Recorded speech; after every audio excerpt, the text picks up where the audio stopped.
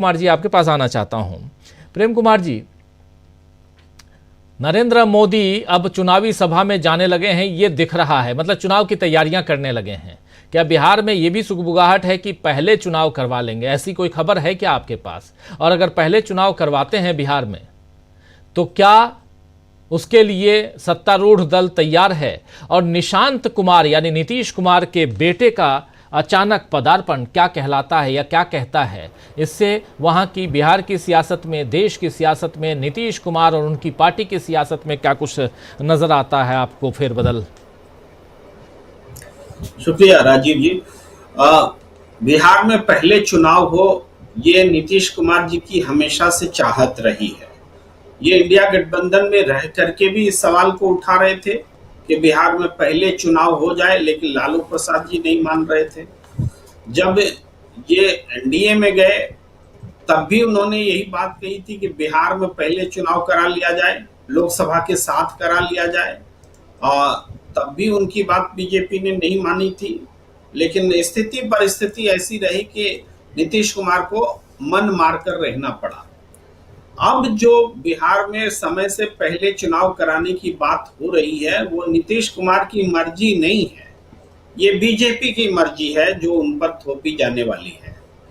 क्योंकि नीतीश कुमार अंदर जो सीटों का बंटवारा है उसको लेकर के बड़ी बैठक करना चाह रहे हैं, मोदी शाह से मिलना चाह रहे हैं, लेकिन उनको टाइम ही नहीं मिल रहा है बात करने के लिए मोदी शाह से।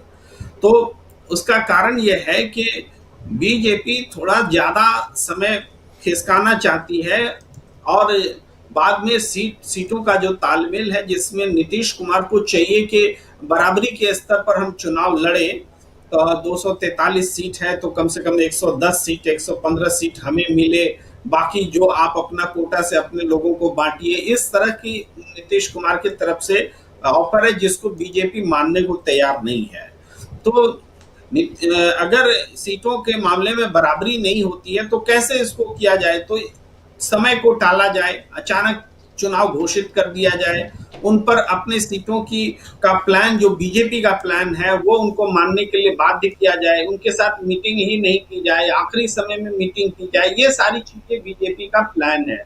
लेकिन नीतीश कुमार इस ऐसी असमंजस वाली स्थिति में सियासत नहीं करते हैं। आप जानते हैं कि वो समय से पहले निर्णय लेते हैं।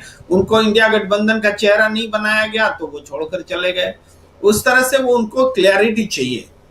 तो एक बार फिर नीतीश कुमार और लालू प्रसाद जी के बीच में, तेजस्वी यादव जी के बीच में एक जबरदस्त चल रहा है अंदर खाने। और हाल में जो कल परसों की जो खबर है उसमें बहुत करीबी नीतीश कुमार के उन्होंने तेजस्वी यादव के साथ में मीटिंग की है, 2-2 बार की है।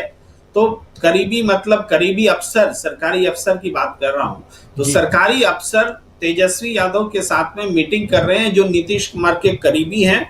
इसके बाद कुछ घटनाएं जो नीतीश कुमार हमेशा संशय में रखते हैं, दिल्ली के मुख्यमंत्री के शपथ ग्रहण में नहीं आना और वहां पर ललन सिंह जैसे व्यक्ति का दिखना, जो आमतौर पर नीतीश कुमार की जो पॉलिटिकल पॉलिसी है उसके अगेंस्ट में निर्णय बात बोलते रहे हैं।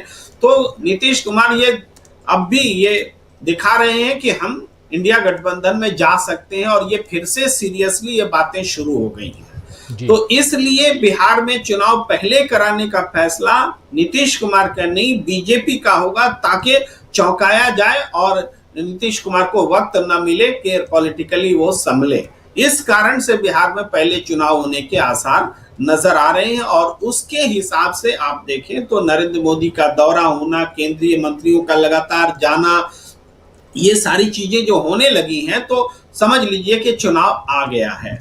क्योंकि बीजेपी का यही तरीका है, जिस स्टेट में चुनाव होता है वहां नरेंद्र मोदी के, अमित शाह के, जेपी नड्डा के, दूसरे मंत्रियों के दौरे लगने शुरू हो जाते हैं और तेजी से शुरू होते हैं। वो बिहार में चूंकि दिखने लगा है, इससे साफ पता चलता है कि वो बिहार में समय से पहले चुनाव कराने की पूरी तैयारी जो है कर ली गई है। जी, बिहार में चुनाव क्या पहले होगा, ये एक बड़ा सवाल है। और